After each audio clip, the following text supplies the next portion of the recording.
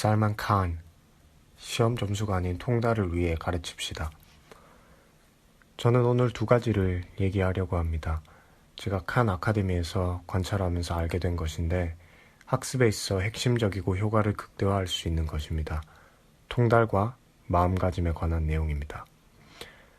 제 사촌들과 같이 일하면서 초기에 보게 되었습니다. 많은 사촌 형제들이 수학을 어려워했습니다. 학습에 있어 공백이 많이 누적되어 있었기 때문이었어요. 그래서 어느 한 시점에서 대수학 수업에 들어가서는 대수학 이전 과정에서 배우는 개념에서 흔들렸습니다. 그래서 자기에겐 수학 유전자가 없다고 생각했습니다. 그리고 미적분 수업에 들어가서는 대수학에서 흔들렸습니다. 저는 이 영상들을 유튜브에 올리던 초기에 이런 모습을 보았고 사촌 말고 다른 사람들도 영상을 시청한다는 걸 알게 됐어요. 처음에는 댓글들이 그냥 감사합니다 였습니다. 저는 그게 큰 의미가 있다고 생각했어요. 유튜브에서 얼마나 많은 시간을 보내시는지는 모르겠지만 댓글의 대부분은 감사합니다가 아닙니다. 좀 더 까칠합니다. 그러다가 댓글 수위가 좀 더 세지면서 많은 학생들이 어릴 때 수학을 싫어했다는 말을 했어요. 더 심화된 수학 주제를 다루면서 더 어려워졌고 대수학을 배우게 됐을 땐 지식의 공백이 너무 많아서 배울 수가 없었습니다. 그들은 자신에게 수학 유전자가 없는 것이라고 생각했죠. 하지만 좀 더 나이가 들고 나서 작은 기관의 힘을 빌려 배우기로 결심했어요. 칸 아카데미 같은 곳들을 찾았고 공백을 메워 개념들을 통달할 수 있었어요. 이로 인해 수학 유전자가 정해져 있다는 사고도 바뀌었어요.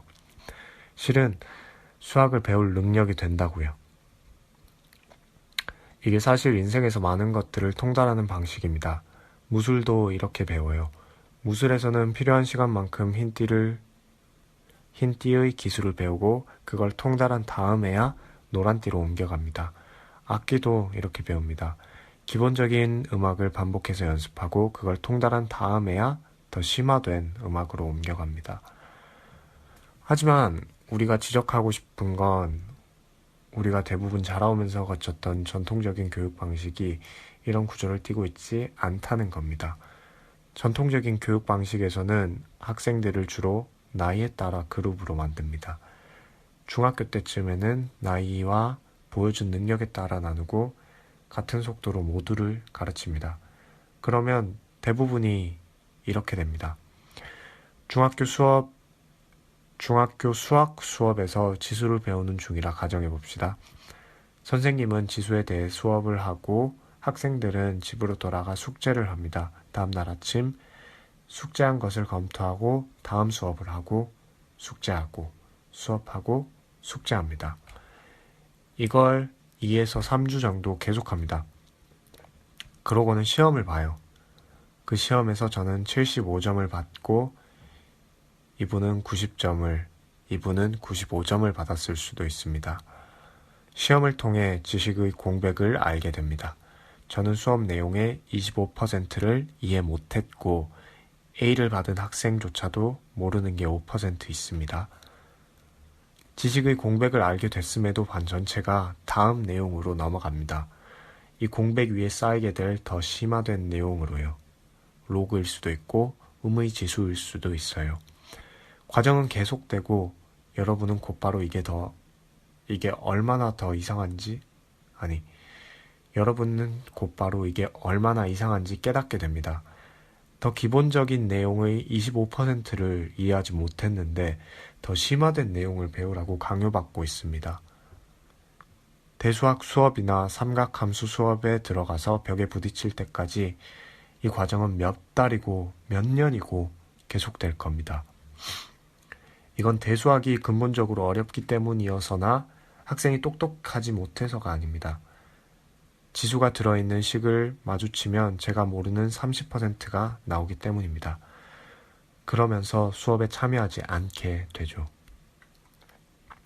이게 얼마나 말이 안 되는지 아셔야 해요. 살면서 다른 것들도 이런 식으로 한다고 생각해 보세요. 예를 들면 집 짓는 거.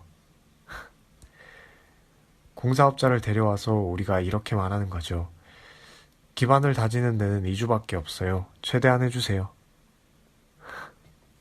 그래서 최대한으로 짓습니다. 비가 올 수도 있고 일부 자재가 도착하지 않을 수도 있어요. 2주 후에 감독관이 와서 둘러보고는 이렇게 말합니다. 아직 여기는 콘크리트가 다 마르지 않았네요. 규정이 약간 어긋나니까 80점 드릴게요. 여러분은 감사합니다. C네요. 그럼 이제 1층을 지읍시다. 이것과 같은 거예요. 주어진 2주 동안 최대한 노력하고 감독관이 와서 75점을 줘요. 좋아요. D 플러스네요. 2층을 짓고 3층을 짓고 어느 순간 3층을 짓고 있는데 집 전체가 무너집니다. 대부분의 사람들처럼 교육 분야에서처럼 반응한다면 이렇게 말하겠죠. 실력 없는 업자와 계약을 했어. 감독관을 더 나은 사람을 고용할 걸. 더 자주 검사받을 걸. 하지만 정작 문제가 있는 건 과정입니다. 끝내야 할 기간에 인위적으로 제한을 두어서 불확실한 결과를 자초했고 검사하고 공백까지 알아내는 수고를 했음에도 그 위에 계속 지었습니다. 통달하는 학습은 이것의 정반대를 하는 것입니다. 공부하는 기간에 인위적인 제한을 두고 고정하여 A, B, C, D, F의 가변적인 결과를 자초하기보다는 반대로 하는 것이죠. 가변적인 것은 학생의 공부하는 시기와 기간이고 고정된 것은 학습 내용을 통달한다는 사실입니다. 이 방법이 학생들이 지수를 더 잘 배우게 할 뿐만 아니라 올바른 사고방식을 강화시켜준다는 사실을 깨닫는 게 중요합니다. 무언가에서 20%를 틀렸다면 C를 받고 유전자를 갖고 무언가에서 20%를 틀렸다면 C를 받는 유전자를 갖고 있어서가 아니라 더 공부해야 한다는 사실을 깨닫게 해주니까요. 투지와 끈기를 가져야 하고 주체적으로 학습해야 한다는 것을요. 많은 반대론자들은 이렇게 말하겠죠. 그래, 다 이론적으론 좋네요. 통달을 위한 학습과 사고방식과의 연결된 것과 학생들이 주체적으로 학습하는 것 모두 좋아 보여요.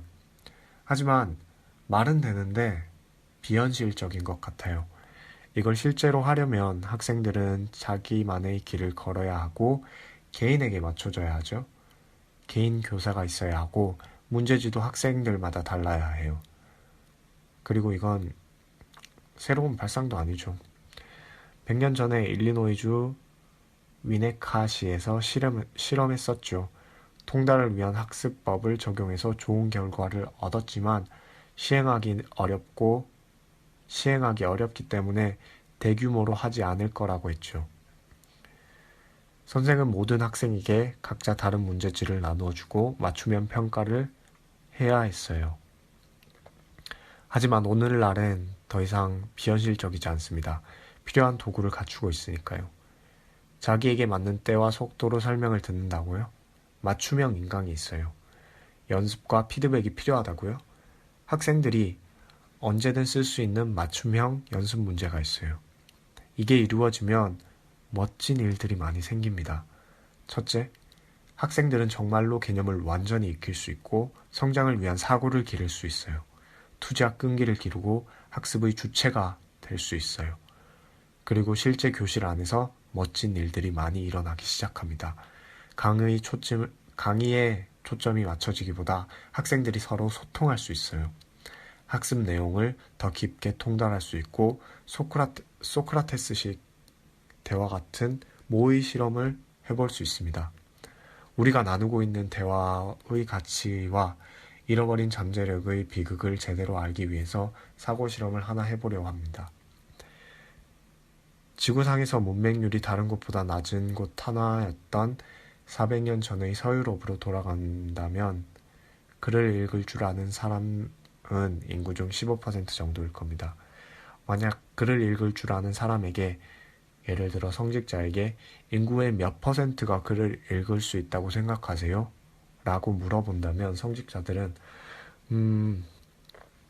좋은 교육 체계가 있다면 아마 20에서 30%겠죠? 라고 대답할 겁니다. 하지만 현대로 돌아와 생각하면 우리는 이 예측이 심히 비관적이라는 걸 압니다. 100%에 가까운 사람들이 글을 읽을 수 있으니까요. 이제 다른 비슷한 질문을 던져볼게요. 인구 중 몇 퍼센트가 진정으로 미적분을 통달하거나 유기화학을 이해하거나 암 연구에 기여할 수 있다라고 생각하시나요?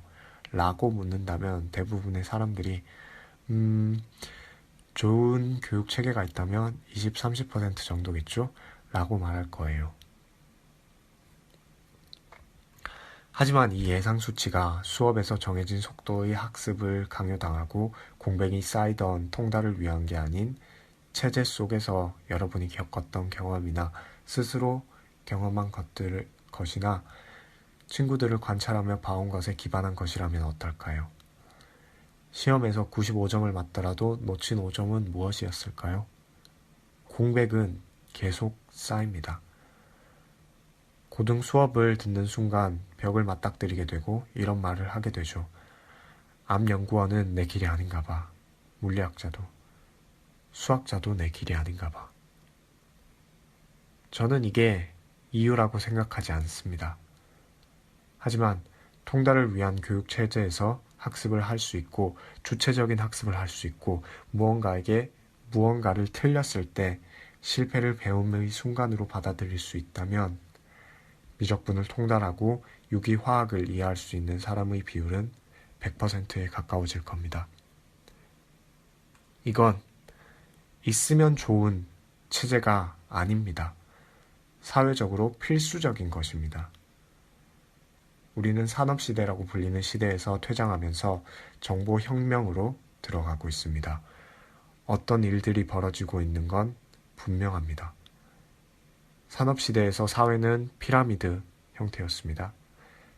피라미드 하부에는 인간의 노동력이 필요했습니다. 피라미드 중간층에는 정보 처리가 있었죠. 관료층이 있었어요. 피라미드 꼭대기에는 자본의 주인과 기업가와 창의적인 사람들이 있었습니다. 하지만 우린 정보혁명을 겪으면서 벌써 무슨 일이 일어나고 있는지를 알고 있어요. 피라미드 하부와는 자동화가 장악할 겁니다. 중간층이 하는 정보 처리도 컴퓨터가 잘 하는 일이죠. 그래서 사회는 이런 의문을 품게 됩니다. 기술 덕분에 생산성이 달라지고 있는데 여기서 누가 참여하는 걸까? 피라미드 꼭대기만 참여하는 걸까? 만약 그렇다면 나머지 사람들은 뭘 하는 걸까? 어떻게 돌아가는 걸까? 아니면 우리는 무언가 더 야심찬 일을 하게 될까? 피라미드를 뒤집으려고 하게 될까? 창의적 계층이 거대해서 거의 모든 사람이 기업가로, 예술가로, 연구자로 존재하는 형태로 말이죠. 이게 유토피아적인 사고라고 생각하지 않습니다. 개념을 통달하고 학습의 주체가 됨으로써 사람들이 자신의 잠재력을 실현할 수 있게 해준다면 사람들이 이상에 다다를 수 있다는 생각에 기반한 사고라고 생각합니다. 그리고 사람들을 세계 시민으로 보면 꽤 신나는 생각이죠. 어떤 종류의 자본을 가질 수 있을지, 얼마나 빠른 속도로 문명이 발달할 수 있을지를 생각해 보세요. 그래서 전 긍정적입니다. 살아있어서 즐거운 시대가 될 거예요. 감사합니다.